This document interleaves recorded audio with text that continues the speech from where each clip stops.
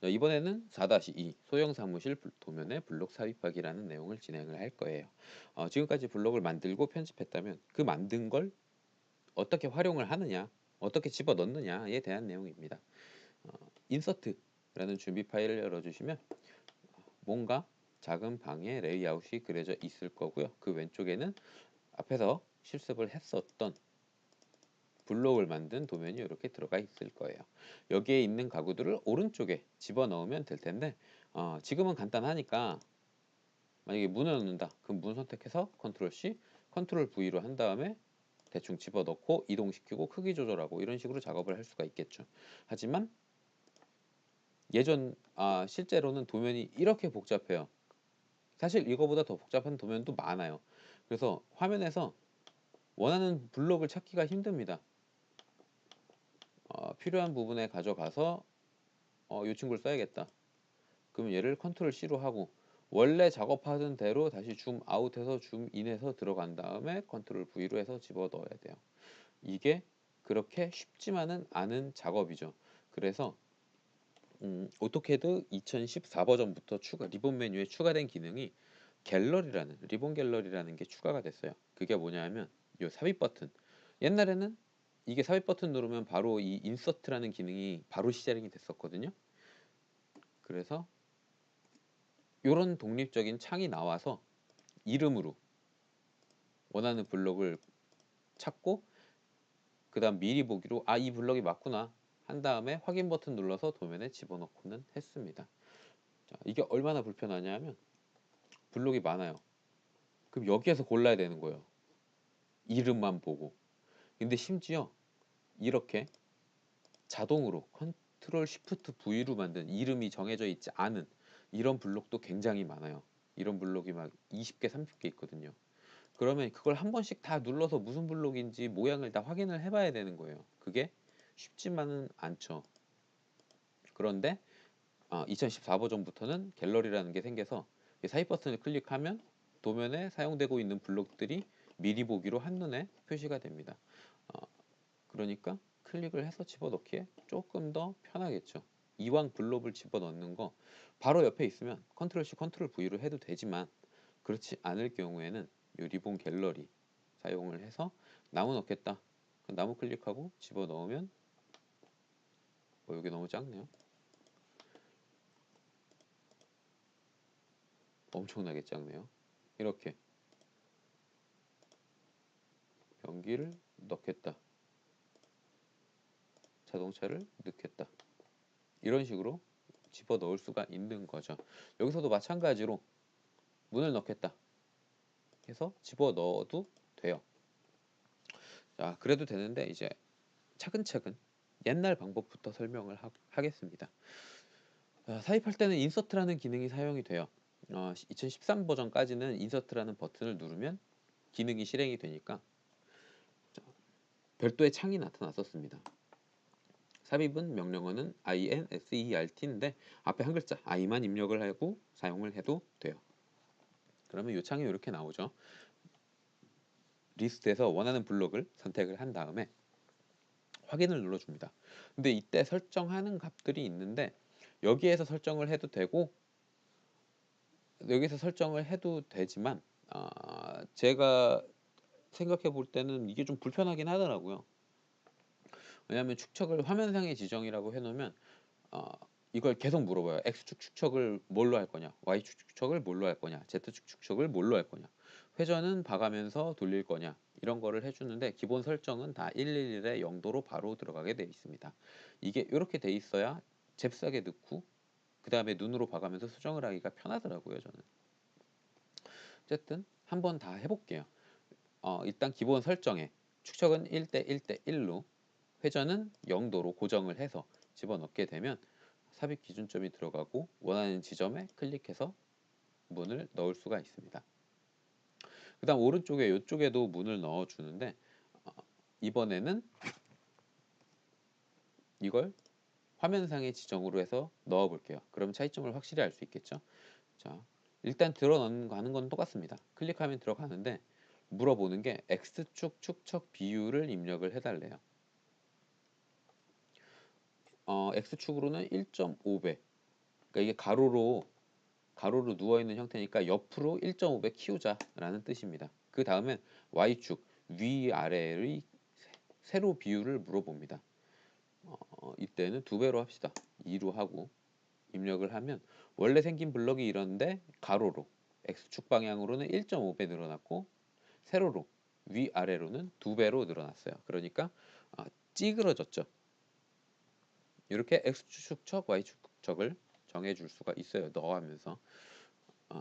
그리고 방향도 원래는 0도로 고정을 해놨기 때문에 바로 형태가 들어갔는데 이번에 화면에서 봐가면서 조절을 할 수가 있어요. 이렇게 아래로 270도, 마이너스 90도로 집어넣을 수가 있습니다. 근데 이게 왜 불편하냐면 삽입을 할 때에 이렇게 정해 놓으면 리본 갤러리에서도 뭔가를 집어넣을 때 클릭한 다음에 이렇게 그대로 물어봐요. 저 인서트 창에 설정되어 있는 대로 그대로 가거든요. 그래서 잽싸게 넣고 조절을 할 수가 없게 되는 거죠. 일단 사용을 했으면 옵션을 바꾸고 뭔가를 넣어줘야 그 옵션이 변경이 돼요. 이렇게 한 번에 넣고 나서 수정을 할 수가 없다라는 불편한 점 한 가지. 그리고 두 번째는 이게 꼭 1.5배, 2배로 정수가 아닙니다. 늘 정수인 건 아니잖아요. 예를 들어서 이 부분 같은 경우에는 길이를 한번 재볼게요. 선을 그릴 때 길이가 미를 보기로 보이니까 이 폭이 950이에요. 950인데 이 문 같은 경우엔 750으로 작성이 돼 있을 겁니다. 750으로 작성이 돼 있어요. 그럼 이게 몇 배인지 알아보려면 계산기에서 950을 750으로 나눠봐야겠죠. 그럼 소수점으로 떨어지는 게 이렇게 나와요. 666, 6이 계속 나가겠죠.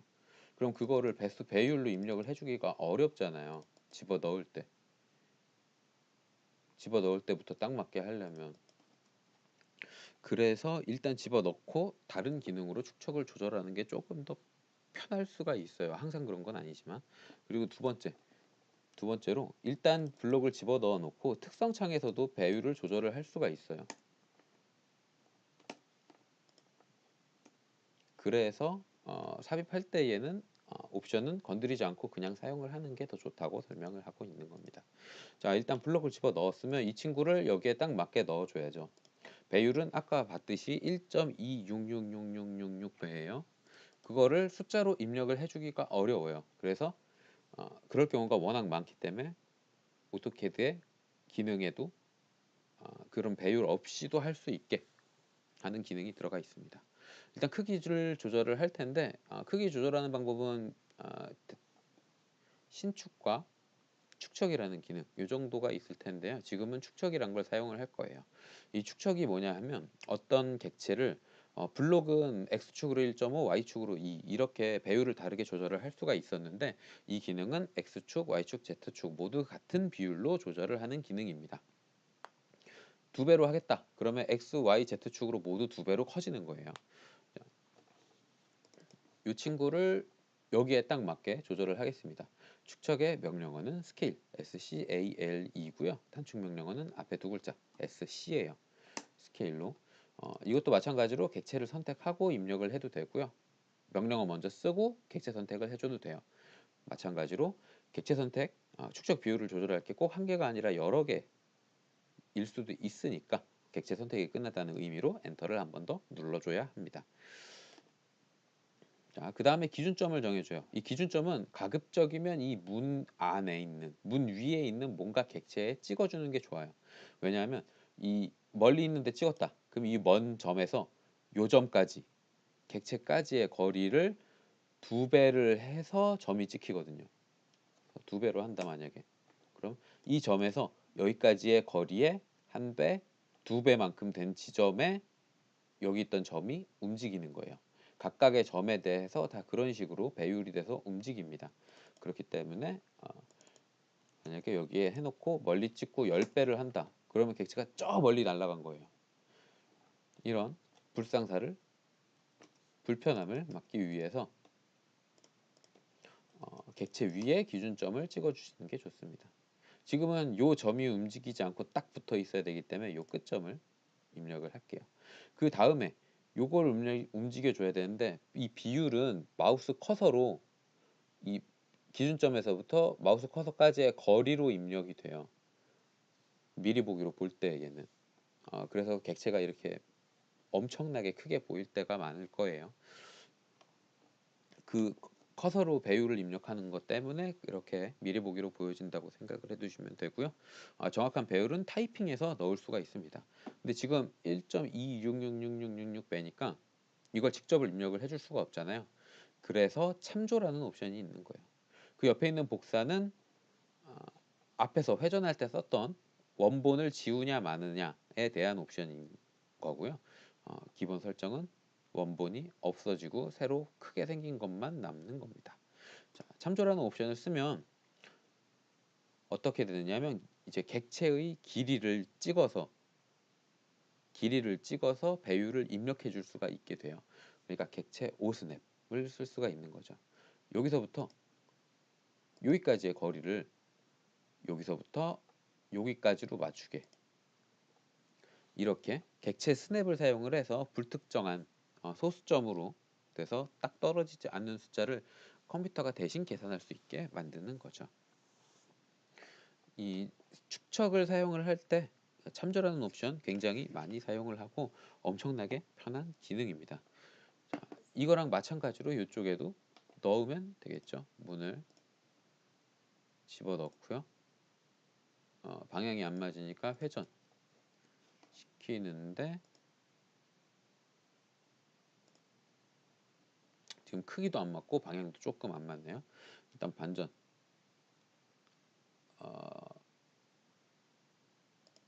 대칭시켜서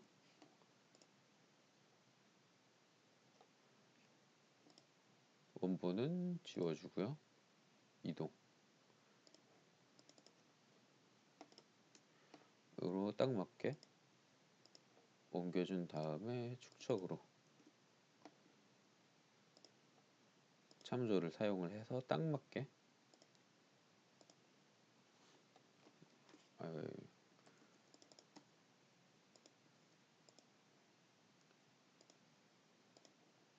딱 맞게 조절을 해줍니다. 그 다음에 나머지 블록들도 적절한 위치에 적절하게 배치를 해주시면 돼요. 이거를 통으로 복사를 해서 집어 넣은 다음에 일단 집어넣고 회전으로 한 번에 옮겨 주셔도 됩니다. 적절한 위치에 치수가 기재되어 있지 않으니까 적절한 위치에 이런 식으로 넣어 주시면 돼요. 자, 집어 넣을 때 바로 옆에 있으면 컨트롤 C, 컨트롤 V가 훨씬 더 편하죠. 근데 복잡한 도면에서 복잡한 것 중에 선택을 하면 어려우니까 리본 갤러리로 집어 넣는 게 조금 더 편하다. 그리고 이 기능의 원래 명령어는 인서트고 사용을 하면 이렇게 별도의 창이 나온다. 자, 여기까지 설명을 했고요. 그 다음에 이제 여기에 없는 블럭, 다른 블럭을 도면으로 갖고 오는 기능도 한번 설명을 해볼게요. 자, 원래는 다른 도면에 있는 블록을 갖고 오려면 다른 도면으로 넘어가서 얘를 찾아서 컨트롤 C를 한 다음에 컨트롤 V로 붙여 넣어야겠죠. 이런 식으로 컨트롤 V로 붙여 나와야겠지만 이 다른 블록을 갖고 오는 다른 도면에 있는 특정 블록만 갖고 올 수도 있어요. 이 디자인 센터라 그래가지고 컨트롤 숫자 2번이에요. 컨트롤 숫자 2번. 컨트롤 1번은 특성이었죠. 컨트롤 2번을 누르면 이렇게 디자인 센터가 나오는데 거기에서 어떤 특정 블럭, 도면, 다른 지금 내가 사용하고 있지 않은 다른 도면, 그 도면을 선택을 해주면 자, 그 안에 있는 그 도면 안에 들어가 있는 블록을 볼 수가 있어요. 도면을 굳이 열지 않고도. 어디 볼까? 인서트 체어. 요 안에 블록이 뭐가 있냐? 이렇게 4개의 블록이 있네요. 이게 예시 도면은 편한 것만 딱 집어넣게 돼 있어서 자, 선택을 하면 그 안에 있는 블록을 미리 보기로 그리고 이름으로 확인을 할 수가 있어요. 그 다음에 이 친구를 더블 클릭을 해서 집어 넣을 수가 있습니다. 이런 편리한 기능이 있고요. 그러니까 다른 도면에 있는 블록을 찾을 때에는 굳이 그 도면 열어서 위치 어디 있는지 찾아서 컨트롤 C, 컨트롤 V로 붙여 넣을 필요가 없는 거죠. 물론 이 기능 사용하는 분들은 굉장히 적기는 해요. 편하긴 하지만 유명한 학원에서는 잘 안 가르쳐 주나 보더라고요. 자, 이런 특정 블록만 집어넣는 기능이 있고 삽입할 때에 옵션에 보면 찾아보기 버튼이 있어요. 이걸 사용을 해도 블록을 가져올 수 있는데 이럴 때는 선택한 도면을 통째로 블록으로 가져옵니다. 요 도면 자체, DWG 파일 자체를 통으로 블록으로 집어넣는 거예요. 그러니까 어떤 소스를 도면 소스를 별도의 도면으로 저장을 해놨을 경우에 사용하기 편한 기능이죠. 자, 체어라는 걸 이렇게 도면을 직접 열어보면 0,0의 지점, 여기가 이제 블록 삽입할 때의 기준점이 되는 거예요. 요런 한 개만 들어가 있는, 요 객체만 있는 도면이에요. 요 도면을 여기에서 블록을 사용할 때에는 찾아보기로 그 도면을 선택을 해서 집어 넣는 거죠. 부품별로 별도의 파일로 작게 작게 만들어 놓는 회사들도 굉장히 많거든요. 그럴 때 그런 회사에서는 요걸 사용을 하면 훨씬 더 편하고 깔끔하게 넣을 수가 있는 겁니다. 그래서 적절한 위치에 배치를 해 주시고요. 일단 들어왔으면 더 많이 넣으려면 컨트롤 C, 컨트롤 V로 복사 기능을 사용을 하셔도 되고요. 그 다음에는 본인에 맞는 편리한 기능으로 편집해서 적절한 위치 찾아서 집어넣으시면 됩니다. 꼭 무조건 이 방법으로 해야 된다 그런 건 없어요. 본인이 가장 편한 방법으로 선택을 해주시면 되는 거예요. 자, 여기까지가 책에 나오는 거고요. 마지막으로 이제 TWG 파일을 블록에 집어넣을 때 적용되는 규칙이라고 써 있는데 이게 전체적으로 무슨 내용이냐 하면 도면층 설명을 할 때 얘기를 한번 했던 내용이에요. 자, 이 체어라는 거는 이 객체들은 퍼니처라는 도면으로 도면층으로 작성이 되고 있습니다. 근데 이 도면층에는 이름 스펠링 틀리면 어떻게 하죠? 퍼니처라는 도면층이 있기는 한데 이 친구가 점선이고 색깔은 분홍색이 아니라 빨간색이에요. 이런 도면층이 이미 있었어요. 그럴 때에는 얘를 같은 퍼니처 도면층이지만 컨트롤 C, 컨트롤 V로 넣으면 점선에 빨간색으로 나오는 거예요. 그러니까 이 도면층의 이름이 여기 객체에 들어가 있지만 객체에 들어간 건 도면층별로 색깔을 사용을 하겠다라는 거죠. 근데 이 도면에서는 퍼니처라는 도면층이 선홍색의 실선이라서 선홍색의 실선으로 표시가 되는 거고요. 이 친구들을 복사해서 컨트롤 C로 복사해서 컨트롤 V로 집어 넣으니까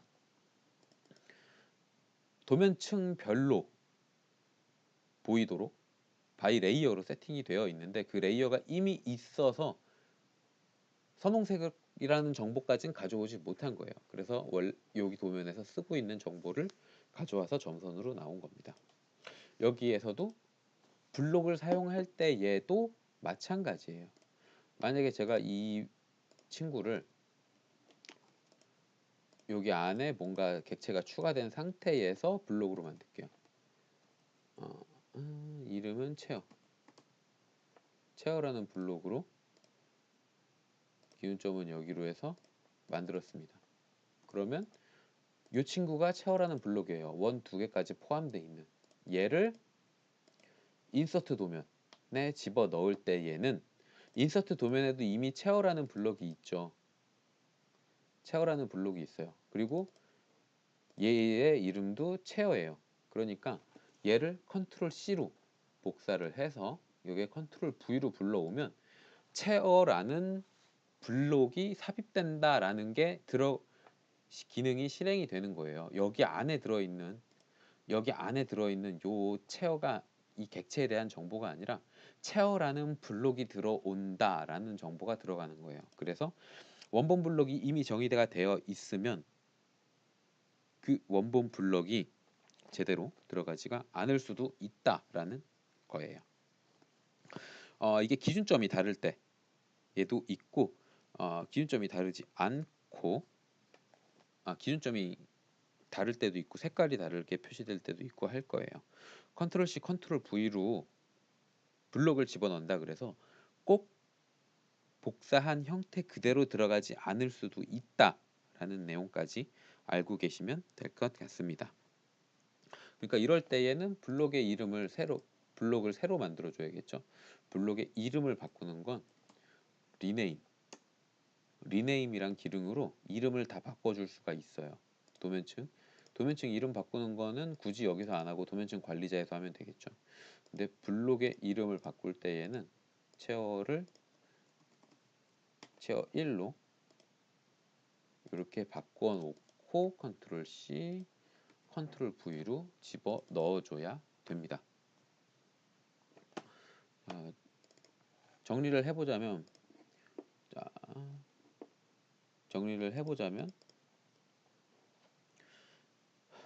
블록 삽입할 때는 가급적이면 요 삽입 버튼을 사용하시는 게 좋다.